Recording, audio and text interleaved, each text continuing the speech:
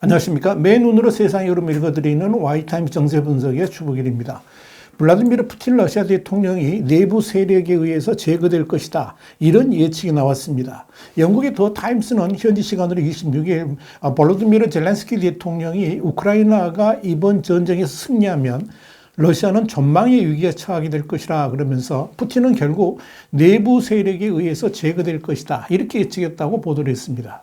젤렌스키 대통령은 이어서 이 러시아 내부에서 푸틴 정권의 취약성이 확실히 느껴지는 순간이 곧 도래할 것이다. 그러면서 이 러시아 내부에서는 수많은 러시아 국민들을 죽음으로 몰아넣은 살인자를 반드시 제거할 명분을 찾게 될 것이다. 이렇게 주장했습니다. 사실 이 크렘린궁 내부는 이 푸틴의 KGB 시절부터 함께 해온 이 동료들을 포함해가지고 강경파들로 포진되어 있는데 그들은 당연히 푸틴에게 등을 돌리지는 않을 겁니다. 그러나 러시아 군부는 상황이 다릅니다. 이번 우크라이나 전쟁을 거치면서 군부는 승리하고는 거리가 멀었고요. 내부는 날로 확산됐습니다. 특히 용병 집단인 바그너 그룹의 수장 에브게니 프리고진과 또 무자비한 체첸 지도자인 람잔 카디로프는 우크라이나 전쟁에서의 정규군 패배에 대해서 강력한 비난을 한 바 있습니다. 이들은 우크라이나 전쟁에서의 전과를 가지고 다투기도 했습니다만은 세르게이 쇼이구 국방장관 등의 군 지휘부가 자신들을 지원해주지 않는다고 맹비난하기도 했고요. 또 군 지휘부의 명령도 전혀 듣지를 않았습니다. 심지어 바흐무트에서 바그너 그룹이 전과를 올렸다고 선언하니까 러시아군 핵심이 이를 부인하는 총격도 있었습니다. 그만큼 군부가 분열되어 있어서 언제 무슨 일이 일어날지 모른다는 겁니다. 자칫 내전의 성격을 갖는 군부 쟁탈 전투가 그들끼리 일어날 수도 있고 아예 푸틴을 제거하면서 권력 장악에 나설 수도 있다는 전망이 그래서 나오는 겁니다. 자, 그런데요. 이 젤렌스키 대통령은 또 러시아 제국의 분열 가능성도 제기를 했습니다. 실제로 우크라이나 전쟁이 시작된 이후에 유럽안보협력위원회 그리고 유럽의회 그리고 미국 정부 내에서도 이 러시아 제국의 분열론이 거론된 것으로 알려졌습니다. 이는 모스크바에서도 가장 우려하는 시나리오 중에 하나이기도 합니다. 세계에서 가장 큰 나라인 러시아는 시베리아 북동부의 야쿠트족부터 체첸족에 이르기까지 수십 개의 다양한 민족이 살고 있습니다. 그리고 1991년 소련 붕괴 이후에 러시아 내 체첸과 타타르스탄에서 이 모스크바로부터의 독립을 위한 움직임이 있기도 했습니다. 그래서 내전까지 진행됐었죠. 자, 그런데 우크라이나 전쟁에서의 패배는 바로 이 러시아 제국의 분열 독립을 초래할 수 있다는 겁니다. 이 러시아 내부에서 푸틴의 장악력이 나날이 쇠하고 있다. 이런 단서들이 연이어 나오고 있습니다. 지난 22일 푸틴은 모스크바 루즈니키 경기장에서 조국 수호자들에게 영광을 이런 제목의 이 애국심을 고취하는 콘서트를 열었습니다. 이번 행사는 개전 1주년을 맞아서 전쟁을 지지하는 선전전 차원으로 약 20만 명이 참석한 것으로 알려졌죠. 경찰 당국에 따르면 경기장에 9만 명, 근처에 11만 명이 있었습니다. 이 같은 대규모 애국 콘서트는 지난해 3월 크림반도 합병 8주년 콘서트 그리고 지난해 9월에 우크라이나 내의 점령지 4개 지역 병합 기념 콘서트에 이어서 개전 이후에 세 번째입니다. 그런데 이런 애국심 고취 콘서트에 참석한 이들은 완전히 동원군중이었습니다. 공공기관, 공기업, 또 학교 등에서 동원됐고 일부는 돈을 받고 참가를 했습니다. 러시아의 독립 언론인 메두자에 따르면 며칠 전부터 소셜미디어에 최대 1,600루블 그러니까 3만 원을 받고 참가할 수 있다 이런 광고가 올라오기도 했습니다. 이 자리에 참석한 푸틴도 냉랭한 관중의 반응이 신이 나지 않았던지 연설 시간도 겨우 3분 30초에 그쳤습니다. 지난해 콘서트에서 연설 시간이 6분에서 7분 정도였던 것에 비하면 절반 수준으로 줄어든 겁니다. 자, 특이한 것은 앞선 두 번의 애국 콘서트하고는 다르게 이 경기장 주변에 방공미사일 체계 등 이 군사 장비가 발견됐다는 점입니다. 러시아 독립 매체인 TV레인은 집회 장소 인근에서 단거리 방위 무기인 판치레 S-1 대공 미사일 그리고 군용 차량 등이 포착됐다라고 보도했습니다.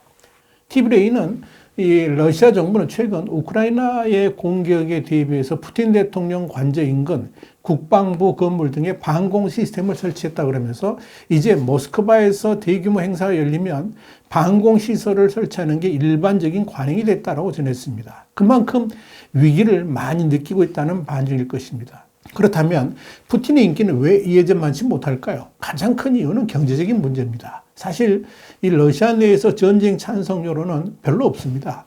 모스크바에 본부를 둔 크로니클스 프로젝트에 의해서 발표된 새로운 여론조사는 거의 같은 수준의 러시아인들이 전쟁을 열렬히 지지하거나 이게 20여 %, 그리고 그것에 대해서 깊이 반대한다 이게 20%, 그리고 22대 20 이렇게 나눠져 있는 것으로 나타났습니다. 나머지 사람들은 사실 전쟁에 대해서 무관심한 것으로 보입니다. 여기에 대해서 야당 운동가인 알렉사이 밀로는 러시아의 문제는 파시즘이 아니라 무관심이라고 말을 했습니다. 결국 러시아인 대다수인 약 60%에게 있어서 가장 중요한 것은 당장 먹고 사는 문제입니다. 그런데 우크라이나 전쟁은 그동안에 러시아인들이 누려왔던 그런대로 풍족하고 예상 가능한 삶을 송두리째 앗아가 버렸습니다. 텔레그래프는 현지 시간으로 24일 러시아가 금융위기 이후에 최악의 경기 침체를 맞고 있다 그러면서 분석가들은 지난해 러시아 경제가 마이너스 2.1% 성장했는데 올해는 마이너스 성장률이 3%를 넘어서서 아주 악화될 것이다 이렇게 예측을 했다라고 보도를 했습니다. 이는 코로나 팬데믹이 유행했던 2020년보다 더 심각한 경기 침체인데요. 경제가 8% 축소됐던 2009년 이래 최악의 상태를 맞고 있다 하는 것이 텔레그래프의 분석입니다. 특히 지난 1월에는 예산이 적자로 전환되면서 푸틴은 결국 2천억 달러에 해당되는 국부 펀드에 손을 대기 시작을 했습니다. 그만큼 이 러시아 경제가 심각하다는 걸 말해줍니다. 여기에 대해서 신용평가 회사인 무디스는 러시아의 전쟁 자금 지출이 늘어나고 글로벌 경제 제재로 인한 이 세수 감소로 인해서 러시아의 어려움은 더 심해질 것이다 이렇게 내다봤습니다. 자, 문제는 이런 경제 상황이 러시아인들로부터 푸틴에게 등을 돌리게 하고 있다는 점입니다. 전쟁이 시작된 이후에 지난해 가을까지만 하더라도 그동안에 비축해 두었던 자금들이 있었기 때문에 이 러시아인들이 전쟁에 대해서 직접적인 피해를 느끼지 못했지만 글로벌 제재 효과가 본격화되고 또한 경제적 어려움으로 인해 가지고 러시아 국민들의 삶에 직접적 영향이 미치기 시작했다는 거죠. 그러면서 민심도 차갑게 식어가고 있다는 이야기입니다. 여기에 지난해 9월에 30만 명 군사동원령은 차가운 민심에 불을 지르는 계기가 됐습니다. 동원령에 대한 반발이 시위로 이어졌기 때문에 그런 거죠. 그리 안에도 먹고 살기 힘든 판에 집안의 가장들이 전쟁터로 끌려나가니까 성난 민심이 폭발했던 겁니다. 이런 이유 때문에 추가로 50만 명 동원령을 검토하던 크렘린 당국은 화들짝 놀라서 모든 계획을 접어야 됐습니다. 미하일로 포돌리아크 우크라이나 대통령실 고문은 현지 시간 24일 한 매체하고 인터뷰에서 이런 말을 했습니다. 올해 안에 전쟁이 끝난다는 우크라이나의 말은 예측이 아니라 분석이다 이러면서 러시아의 군사력과 전략에 대한 이해, 전쟁 물자의 물류 예측 등을 종합한 결과 얻은 결론이다 이렇게 말을 했습니다. 지금의 러시아군 상황을 면밀히 분석했을 때 푸틴의 패배가 그렇게 멀지 않았다 하는 이야기죠. 포돌리아크는 특히 지금 상황에서 예측컨대 이기냐 지냐 이건 아니고 오직 언제 이기냐만 있다 그러면서 강한 자신감을 드러냈습니다. 지금 전장 상황을 봤을 때 러시아는 사실상 거의 대부분의 전력을 동부의 돈바스에 쏟아붓고 있는데 여기서 러시아가 무너지면 전쟁은 마무리 수순으로 갈 수도 있다 이런 예상도 나옵니다. 결국 러시아군이 바흐무트를 비롯한 동부전선에서 결정적인 승리를 거두지 못하게 되면 러시아 내부에서도 상당한 혼란이 일어나게 될 겁니다. 또 이는 어쩔 수 없이 패전을 인정하는 상황으로 몰려가게 될 것으로 보입니다.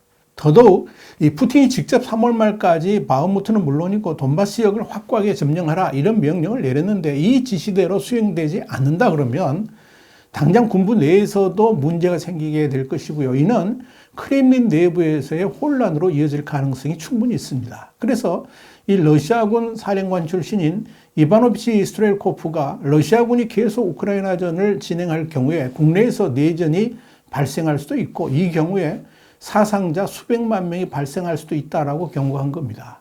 이고르 키르케인이라는 이름으로도 불리고 있는 스트렐코프는 돈바스 러시아 점령지인 도네츠크 인민공화국의 국방부 장관 출신인데 지금은 군사 전문 블로거로 활동하고 있습니다. 그동안 러시아 문제에 정통한 군사 및 정치 전문가들 사이에서는 이 푸틴 대통령이 우크라이나 전쟁을 계속 끌고 갈 경우에 내부에서 반란이라든지 아니면 내전이 일어날 가능성이 꾸준히 제기된 바 있습니다. 서방 제재로 경제가 파탄나고 군수 물자가 부족한 데다가 작년 30만 명 동원령 때문에 민심이 흉흉해져 있기 때문에 그렇다는 거죠. 자, 이렇게 다양한 전망이 나오는 러시아. 과연 푸틴의 운명은 어떻게 될까요? 크렘린은 연피하는 푸틴을 그냥 저대로 내버려 둘까요? 결정적 순간이 될 3월 말이 그리 멀지 않았습니다. 와이타임 정세 분석이었습니다. 감사합니다.